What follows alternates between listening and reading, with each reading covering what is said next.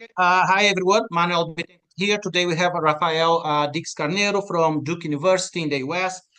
He's a full professor there, and his papers have appeared in journals such as Metrica, the QJE, the JME, and Journal of International Economics, AEJ, AER, and some others. Rafael, it's great to have you with us today. Thank you, Manuel, and Douglas. Thank you for having me. Well, great. So, Rafael, you got this paper coming out in. I want to start with this paper, which is coming out in the Journal of Economic Perspectives, and it's a journal that has us with so many wonderful surveys of the literature. It's really great to have this sort of resource, and on labor responses to tariffs, right? So essentially, the effects of trade and trade policies on labor markets and I'm guessing you talk about frictions, sorts of dynamics happening there. So tell us more about those effects. Yeah, so thanks for the question. So we have been invited to write this paper for the Journal of Economic Perspectives. I think a big chunk of the motivation comes from the fact that for many decades now, there's a backlash against globalization, and in particular, last year, that has been escalated with a big tariffs that the Trump administration imposed on many trade partners, right? And then if you think about the key motivations why they at least said that these tariffs were imposed, I mean, they involved national security concerns, they involve concerns with unfair trade practices from China, tariff revenues, trade deficits, you name it, right? But I think that at the heart of the main concerns of the backlash and of the Trump tariffs is this concern that import competition can kill jobs, and it can kill, in particular, good jobs in manufacturing. So the paper at the Journal of Economic Perspective was trying to think about, well, first, I mean, what are the main theoretical frameworks that economists use to think about the effect of trade and tariffs on the labor market? And then think about what the new evidence that came out in the past 15 years tell us about these effects. And then we also discuss a lot. One common theme that comes from this new evidence is that trade can disrupt labor markets, and these effects can be long-lasting, and it can have very large distributional consequences across sectors, across regions, across occupations, and in particular across workers with different observable characteristics, such as age, gender, and education. So we also talk a little bit about some of the work that I have done in this domain, which is to think about, okay, so now that we have this wealth of evidence of these rich distributional consequences of trade, of this rich transitional dynamics that follows periods of trade liberalization, we talk about how we have incorporated a lot of these frictions and heterogeneity into a models of trade in order to better speak to some of these distributional concerns. So that's the paper in a nutshell. Oh, and what's important as well, I think, is that we also emphasize in the paper that if governments want to support or promote a globalization agenda, they really have to be careful with the losers from that process because they can vote and they can stop these processes, right? So it's really important for governments to think ahead of the game and think about how they can share the gains from trade more broadly, perhaps through compensating policies and policies that were going to make the losers not lose so much. So that makes me think about okay, there are heterogeneities as you mentioned, and so winners and losers. Is trade Pareto optimal? Because trade we are all Brazilians here, and we are talking to a sort of international community, and we had a trade shock at some point in Brazil back in the 1990s. So is trade Pareto optimal? Well, I think it's I think it really depends on the context that you look at. To the extent that trade brings aggregate gains, in principle, you could always redistribute these gains to some of the losers, and that everyone is better off. Now, whether that happens in practice is the whole other story, and that's why Brian Kovac and I, in our JEP paper, we make the case that that should be at the forefront of globalization promoting policies discussions, right? And it's rarely that's rarely the case that would discuss that dimension, right? But also, I mean, since we're here and talking in an academic environment, many papers. I mean, I think trade economists today are aware of many market imperfections that could lead. That could imply that trade could lead to losses, right? So there's a recent paper at the AR by Bai, Jin, and Lu thinking about China. And in China, it turns out that actually it's a lot of the firms are more distorted, right? More subsidized by the government that go on and export. And in their paper, they argued that actually, if you take into account these distortions and how trade can reallocate resources towards less distorted firms, right? So, trade can actually have bad consequences, right? It could reduce aggregate welfare.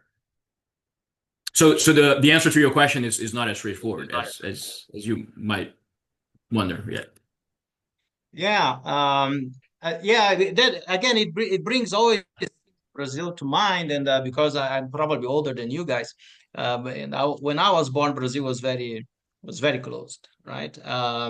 And given where I was born in Brazil, there was this shock of cheap shoes coming from China back in the day, back in the 1990s, and the region where I come from was heavy on that. So there were probably losers there, but also probably no any sort of redistribution. So what would be the main, you kind of allude that, but policy implications, going straight into policy implications, what would be something very practical that could be done to a particular sector which is clearly, for some reason, losing when trade comes? Yeah, so in the Journal of Economic Perspectives piece, we try to survey a little bit what has been done in this area, at least in terms of trying to compensate losers from import competition. Amazingly enough, there's not a lot of work in this dimension. So we highlighted two very good papers. Both of them focus on the U.S. And both of them studying this program in the U.S. called the Trade Adjustment Assistance Program, which now is extinct.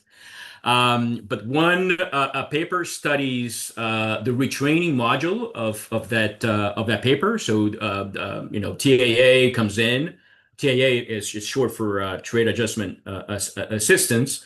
So TAA comes in, and it's actually it's a very generous program. So if you're eligible for the retraining module of TAA, you have some extended unemployment insurance, and you have access to a community college that allows you to retrain to then find new jobs.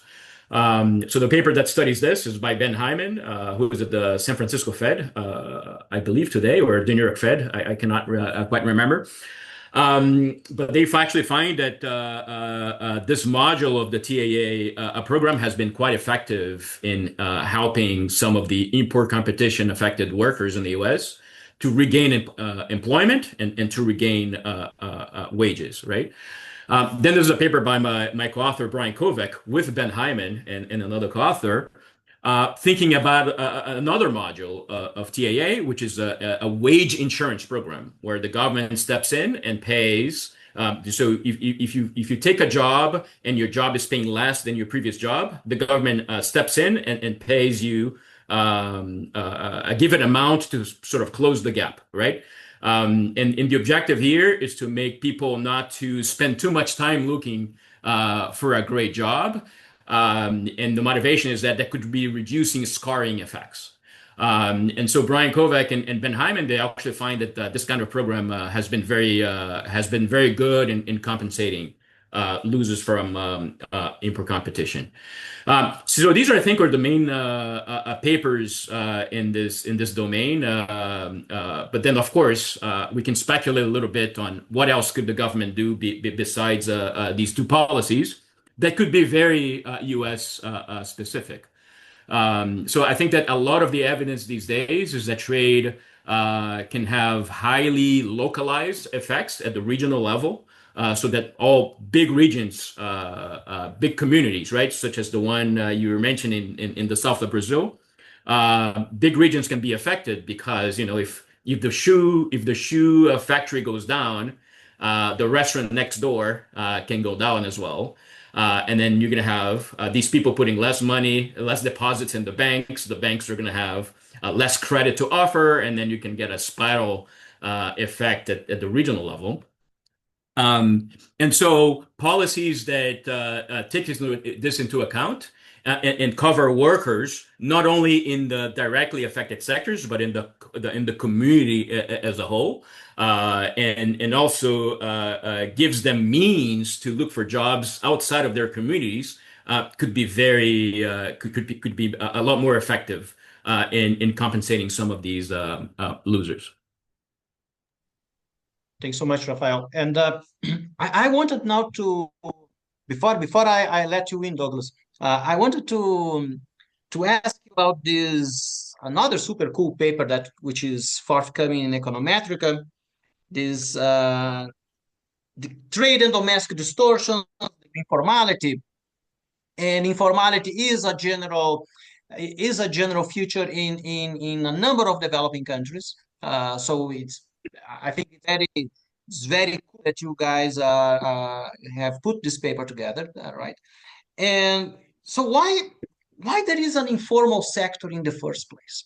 That's the question, right? Why do we have informal sector? Is it a political economy problem? Is it a state capacity problem? What's going on there? Well, I think from our perspective, there are two necessary conditions for inequality to arise, but they're not sufficient, right? Um, on one side, you need a government that is imposing burdensome taxes and regulations on firms and economic agents. But the government cannot perfectly enforce those taxes and regulations, right? And so that's going to be that's going to be generating a situation where some firms may feel, and some firms and workers may feel that it's more advantageous to them to operate under the radar of the government and being formal. Right. So these are necessary conditions in the sense that if the government could perfectly enforce all the taxes and regulations, by construction, there will be no informal sector, right? But the other thing that one would also need to have a burgeoning and flourishing informal sector is to have workers willing to work in the informal sector, right? And the other extreme is that if there is high stigma of working in the informal sector, and no worker will be willing to work in the informal sector, we would also not have an informal sector because firms would not be able to hire informally. So it's a constellation of these three things, I think, that can generate an informal sector. And again, going back to the story of gains from trade and winners and losers, are there gains from trade in developing countries with this informal sector framework?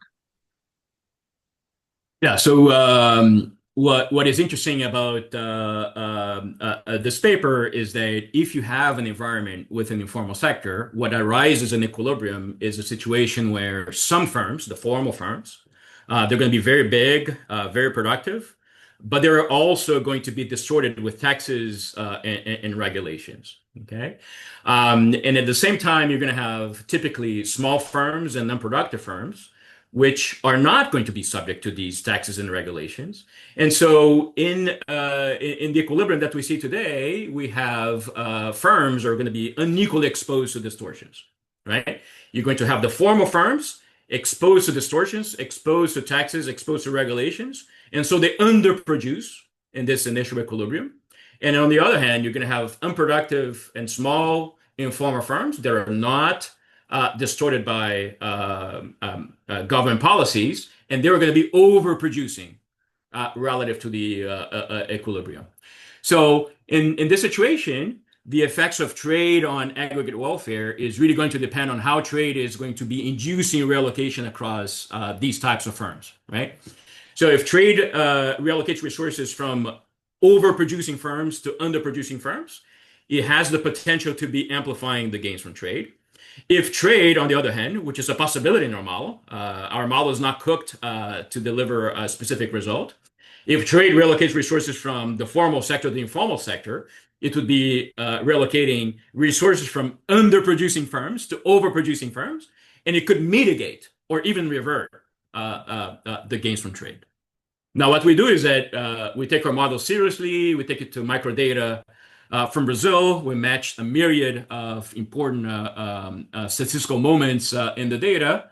And once we simulate our model, what you actually find is that the sheer existence of informality, the sheer existence of this unequal exposure to distortions can indeed amplify. Actually, it multiplies the gains from trade by at least two, because trade liberalization in Brazil would have really the potential of reallocating resources from these overproducing informal firms to the underproducing formal firms. So yes, so in principle, the gains from trade in Brazil are larger because of this mechanism. So there are relocation effects of sorts happening there. Absolutely, yeah. Now, one interesting thing that we don't address in this paper, and I'm currently working on an extension, is that our model does not distinguish between skilled and unskilled workers, right? So we have a model of homogeneous workers. I would say they can make different wages because they work in different firms, but they have the same amount of skills, right?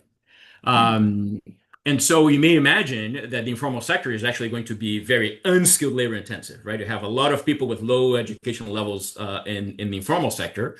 And in the formal sector, actually, it's going to be a lot more skilled labor intensive, right? Now, let me go back to the previous paper. The previous paper doesn't talk at all about the transition from one equilibrium to the other, right? But you may think about, okay, so trade may destroy some of the informal sector jobs, right? What is going to happen that these informal sector jobs are going to be unskilled labor intensive. So these are going to be the workers in the economy that are going to be much more affected in the short run, right? They're going to be losing their informal, unskilled labor intensive jobs. They're going to be shed into unemployment, say, in the short run. And then there's going to be a transition process through which they might or may not relocate to formal firms. So this process can be long, right? So this is something we did not look into in the forthcoming paper. And more than this, it's not even clear whether the demand for these unskilled workers is going to be at the top at these formal sector firms, because formal sector firms tend to be skilled labor intensive. So the project I'm working on right now is going to be taking all these things into account, right? There's going to be a transition period between losing your job and finding a new reallocation in more productive firms. And you're going to have an informal sector, which is unskilled labor intensive. And you're going to have a formal sector, which is skilled labor intensive. And it's not entirely clear that this formal sector is going to be able to absorb some of these workers. So the paper is really going to be about assessing distributional consequences of trade with the efficiency gains, right? Thanks so much, Rafael. Douglas, come in. Hello, Rafael. Thank you very much for this opportunity. I read two papers. globalization inequality in Latin America and the globalization, trade imbalances, and labor market. I remember that Brazilian economist Edmar Baixa says always that trade openness or free trade is the mother of all reforms. Yeah. In sense, we have two bad things to globalization in Brazil. I identified the first thing, the long-term protectionism that Brazil had in the last decades. And the second problem is the low labor mobility. Our legislation don't facilitate that. What's your opinion about the impact of the situation in Brazil for the adaptation to a globalized world, to a globalized trade? Yeah, I mean, this is also one of the things that we discuss in the Journal of Economic Perspectives paper, right? So trade brings about disruption. So suppose that Brazil today decides to, I mean, it's quite the opposite, right? So the government is talking about increasing tariffs, if anything. But suppose that Brazil reduces tariffs on a range of sectors that are highly protected today, right? I mean, we know from the evidence that there's going to be labor market disruption, right? So some people are going to lose their jobs. And then the question is, how quickly can the labor market reabsorb some of these trade displaced workers, right? And there's also some evidence in the literature that if you have a very rigid labor market, right, which is the case in Brazil, right, with very high firing costs, with relatively high minimum wages, what's going to happen is that firms are going to be reluctant to absorb some of these workers. So one thing that could be in the minds of policymakers is that whenever you think about big shocks of that sort, you may want to do two things, right? So one thing you may announce your reforms in advance so that workers and firms start to adapt before the policies can actually come into place. Now, this has the cost that you're delaying some of the gains from trade, but on the other hand, you allow for a smoother transition, right? But the other thing that could happen as well, and again, this is just an economist talking here. You have to think about the political economy of this kind of policy is to somehow lower some of this labor market rigidity, at least for some time, to allow for the pain of these displaced workers not to be too prolonged, right? So you could maybe lower some of these firing cost policies, or maybe be more lenient on the minimum wage side, or allow for, or have other creative ways to allow for labor market policy, labor market fluidity in the short run. And in your opinion, for example, regional minimum wages or a flex security system, for example, we have in Germany or Denmark, could work in Brazil in this situation, or that's another context? So, yeah, so can you be more specific? What do you mean by flexi security? Flex security system to prepare the works for the new challenges of the labor market. For example, artificial intelligence, programming for new places in labor market. Yeah, I think I'm a little reluctant to say anything about this in Brazil because that's not really my cup of tea here.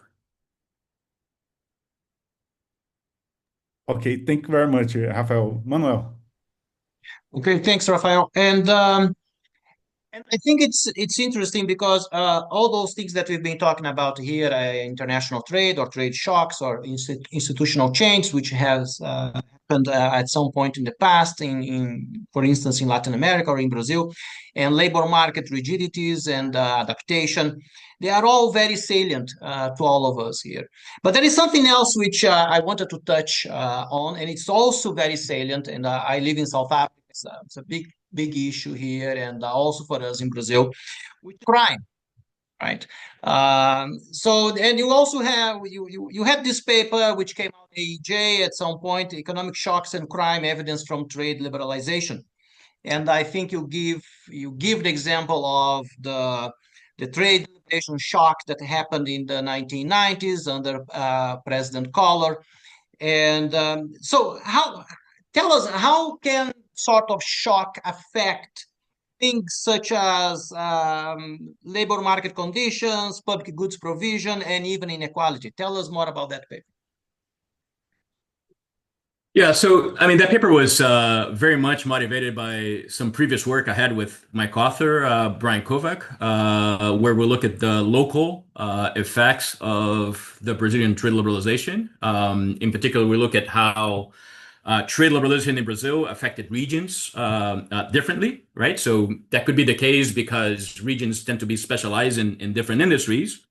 And trade liberalization reduces tariffs unevenly across sectors, right? So you can think about maybe you give the example of the south of Brazil being very specialized in footwear. Footwear was one of these sectors that was highly liberalized during that period of time. So we would expect locations that are more footwear intensive to face larger negative labor demands coming from trade liberalization, right? So Brian and I, we showed that regions are more exposed to import competition as a consequence of trade liberalization. They go through a very long period of I'm going to say quote unquote decline, right?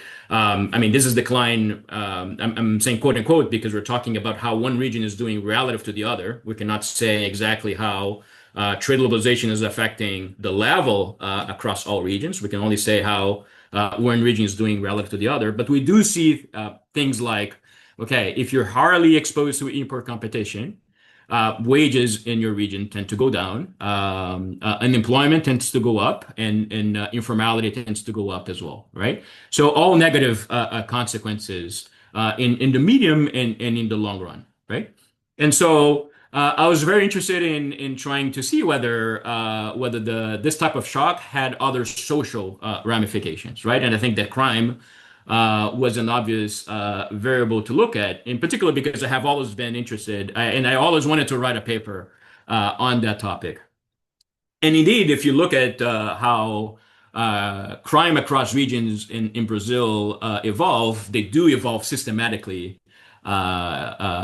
with how these regions were exposed to import competition, right?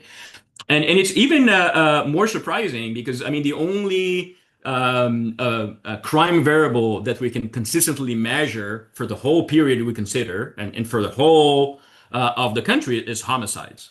So we do find that regions that are more exposed to import competition, what they experience in the short run is an increase in homicides. But this effect dies out in the long run, right? Which is interesting because then we start to try to understand. I mean, how can these trade shocks be affecting crime?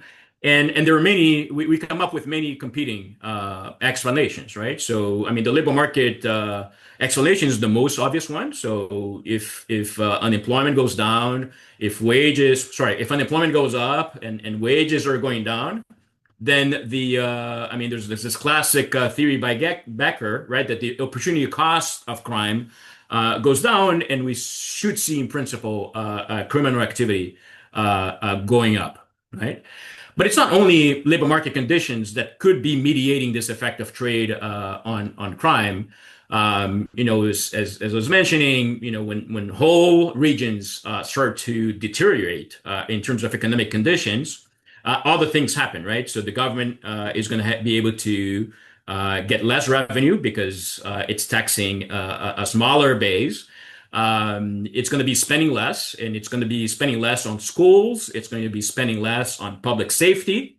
And so many of these additional channels could be contributing to the effect of these trade shocks on crime.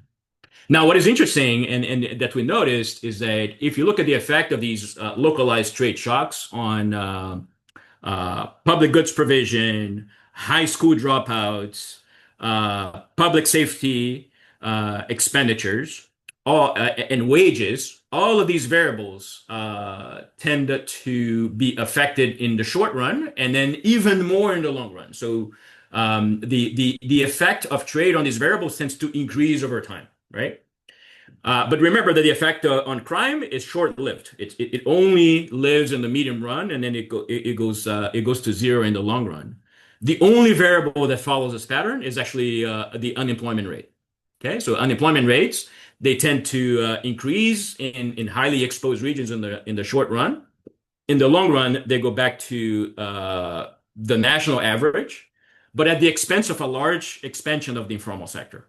So it's like the informal sector was able to absorb some of these trade displaced workers. And this relocation to the informal sector could actually have been good in the sense that it reduced unemployment rates. And because the unemployment rates went down, crime eventually also went down in these locations. So actually, what is nice about the paper, since I can make some advertisement here, is actually coming up with a methodology to try to disentangle all of these channels through which trade could be affecting crime. And what we find is actually the unemployment channel was the most important in this episode. Thanks. That's fascinating. There is so much else that I wanted to ask you, but I don't want to use more than half an hour of your time. Douglas, anything else would you like to ask Rafael at this stage? No. Okay. Thanks, Rafael. Thanks so much for being here. I will stop recording now. Cheers. Thank you. Thank you.